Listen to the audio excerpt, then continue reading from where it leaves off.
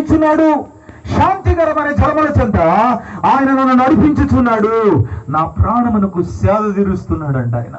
Praise the lord, హల్లెలూయా. ఆయన నీ ఆకలిని తీర్చేవాడు, నీ దప్పికని తీర్చేవాడు. యెషయా ప్రవక్త అన్నాడు మొదటి అధ్యాయంలో, ఆకలి కొనిన వారులారా నా ఎదుకు రండి, రోకలు లేకే మీకు ఆహారం పెడతా.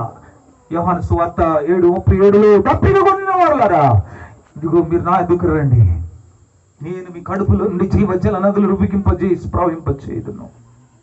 దేవుడు మనకు జీవజలం, దేవుడు మనకు జీవాహారం.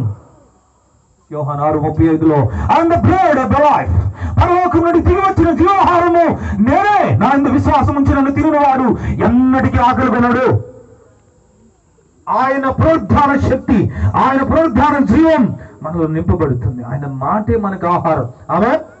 మనుషుడు రొట్టె వలన కాదు గాని దేవుని నోటి నుండి వచ్చే ప్రతి మాట వలన జీవిస్తాడు అని మత్తయి 4:4 సాతానుతో దేవుడు ద్వితీయోపదేశకాండ 8వ అధ్యాయం 3వ వచనంలో ఉన్న ప్రవచనాన్ని గుర్తు చేస్తున్నాడు. నువ్వు దేవుని కుమారుడు అయితే ఈ రాళ్ళను రొట్టెలుగా చేసుకుని తిను అని శోధిస్తూ ఉన్నప్పుడు, I'm not a son of God, now present I'm the man, నేను మనుష్యును,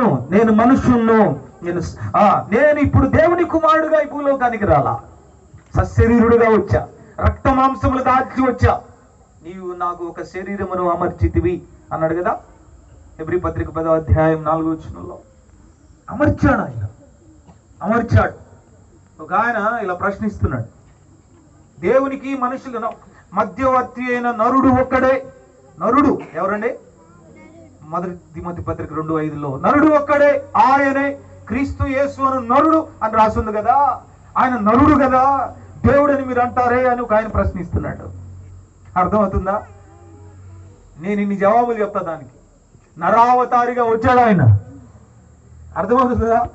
మనిషిని పోలికగా పుట్టాను అనే మాట